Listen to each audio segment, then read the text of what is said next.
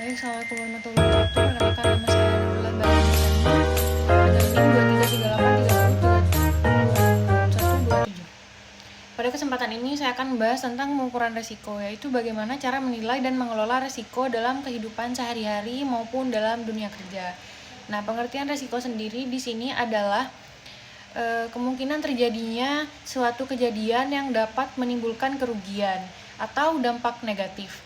Resiko bisa terjadi kapan saja dan di mana saja, baik dalam kegiatan sehari-hari, dalam bekerja, maupun dalam berbisnis.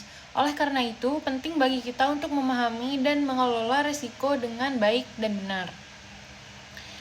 Nah, di sini saya akan menjelaskan contoh resiko. Contoh resiko antara lain adalah kecelakaan kerja, kerugian dalam berbisnis, bencana alam, serta kesalahan dalam pengambilan keputusan.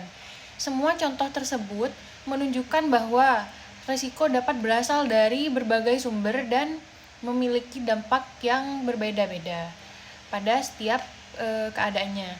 Pengukuran resiko adalah suatu proses untuk mengetahui seberapa besar suatu resiko yang mungkin terjadi dalam pengukuran resiko. Kita melihat yang terjadi dalam pengukuran resiko. Dalam pengukuran resiko sendiri, kita melihat dua hal utama, yaitu kemungkinan terjadinya resiko dan dampak yang ditimbulkan jika resiko terjadi tersebut benar-benar terjadi. Selanjutnya adalah komponen-komponen resiko. Ada dua komponen utama resiko. Dalam resiko pertama adalah probabilitas, yaitu seberapa besar kemungkinan suatu resiko terjadi. Yang kedua adalah dampak, yaitu seberapa besar kerugian atau akibat yang ditimbulkan oleh resiko tersebut. Kedua komponen ini sangat penting dalam menentukan tingkat resiko. Yang selanjutnya, saya akan menjelaskan rumus-rumus resiko.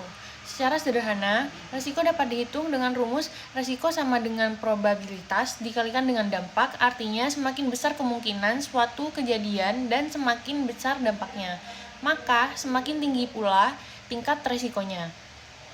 Nah, kalau selanjutnya pada slide terakhir, yakni tingkat resiko. Resiko biasanya dibagi menjadi 3 tingkatan, yaitu rendah, sedang, dan tinggi. Resiko rendah memiliki dampak kecil dan tidak terlalu berbahaya, sedangkan resiko sedang memerlukan perhatian,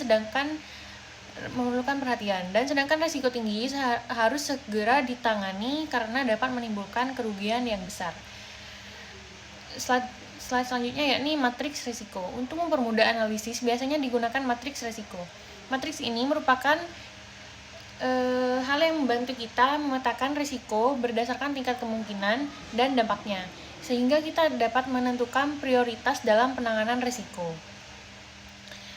Yang di sini slide selanjutnya adalah manfaat pengukuran risiko. Pengukuran risiko memiliki banyak manfaat. Di antaranya adalah membantu mengurangi kerugian, meningkatkan keselamatan, membantu dalam pengambilan keputusan, serta mempersiapkan diri terhadap kemungkinan yang akan terjadi di masa depan. Kesimpulannya di sini adalah resiko adalah bagian yang tidak dapat dipisahkan dari kehidupan. Dengan melakukan pengukuran resiko, kita dapat lebih siap menghadapi berbagai kemungkinan dan dapat mengambil langkah yang benar untuk mengurangi dampak negatifnya. Sekian dari saya. Mohon maaf jika ada penjelasan yang kurang memuaskan. Wassalamualaikum warahmatullahi wabarakatuh.